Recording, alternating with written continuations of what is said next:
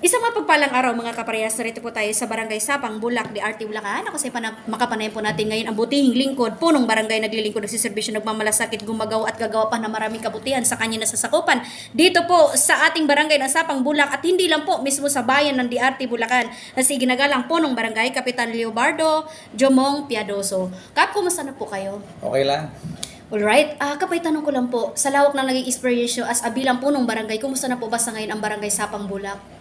Malaki sa Pambulak sa aking paglilingkod mula 2007 hanggang ngayon, maunlad at may pagmamahalan sa kapwa. Magkaroon ng isang disiplina ng barangay at nakita nyo, maunlad. Ngayon, top 2 kami sa Yes, opo. tourism. Oo. Dahil nakikita po natin laki ng pag-unlad at pagganda ng ating barangay Sapang Bulak sa pangunguna po niyo, Kap Jomong. Kahit na lang, wala kaming natanggap na mga proyektong galing sa pamahalang bayan. Siguro mula noon naupo ako, mga 5 beses pa lang ako nabigay ng proyekto ng ating punong bayan dahil hindi kami magka-partido. Lagi kami magkatunggali sa politika.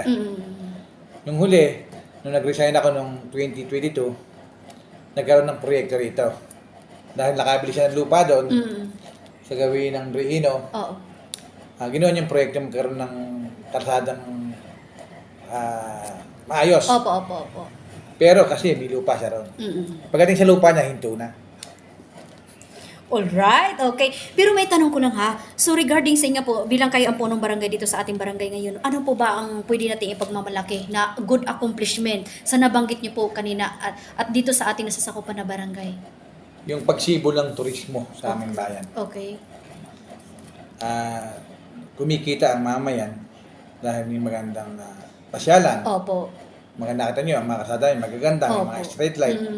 At siguro number 1 kami sa katahimikan. Wow. Kahit tingnan nyo yung mga data namin, walang gulo rito, walang away, nagmamahalan at nagkakaisa tao rito. Wow. Kaya kami, kahit na lang ang suporta ng pamalang bayan kakarampot, nasabi niya noong SGLG, pantay na pagtingin sa barangay.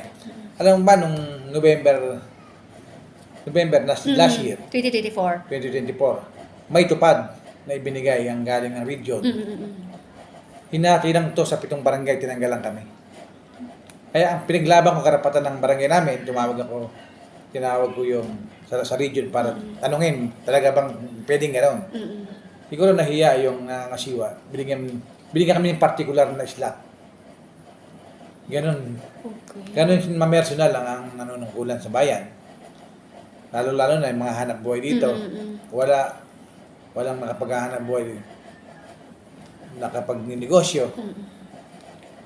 Pero pirme survive ang mamayan at ang aming barangay sa haba na aking panunungkulan survive din. Wow. Dahil nagkakaisa ang aming mamayan at ang manunungkulan dito. Wow, okay. So matatawag pala natin na very peaceful po ang barangay Sapang Bulak. Very peaceful. Wow, alright. Pero may tanong ko lang Kap ha, ano po ang karagdagan niyo pong priority sa pag-unlad palalo ng ating nasasakupan na barangay sa ngayon? Kasi ang karampot lang ang aming mga pondo. Pinagkakasya lang namin. Pero halos lahat naman ng aming kalsada, simentado na. Opo. Ngayon, yung papunta sa mga dumagat, ongoing yung pag-aayos ng kalsada. Kasi bumili kami ng sariling bako namin para kami hindi na manghiram sa munisipyo dahil magmula nung aking nanungkulan, hindi kami nakahiram ng equipment sa munisipyo. Ganun kahirap. Opo. Ang aming kalagayan. Kaya nagpundar po kayo ng sarili niyo para Nagpundar kami magagamit. sa sarili namin. Alright, okay. Nga po, ako nanonood po ngayon ng ating minamahal na mga kabarangay Kap. Ano po ang inyong panawagan para sa kanila?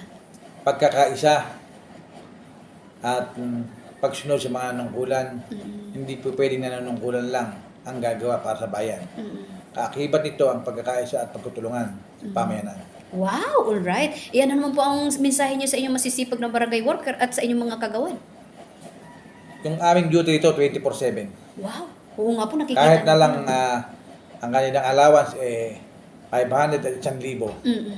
Pero handa silang maglingkod ng buong puso. Wow. Hindi walang pag-iimbot sa kapwa, kundi Pagmamalasakit. pagmamalasakit at pagmamahal. Sa ating At yun ang aking tinuro sa kanila, Okay. magtulungan. Wow, alright. Ayun pala, isa kayong magandang huwaran, Kap, sa ating mga kabataan at sa ating mga kabarangay. Alright, okay po. Magandang araw po mga kaparehas. Lay Castro po ng Parehas News. Ingat-ingat po kay Kap and your family. God bless us all.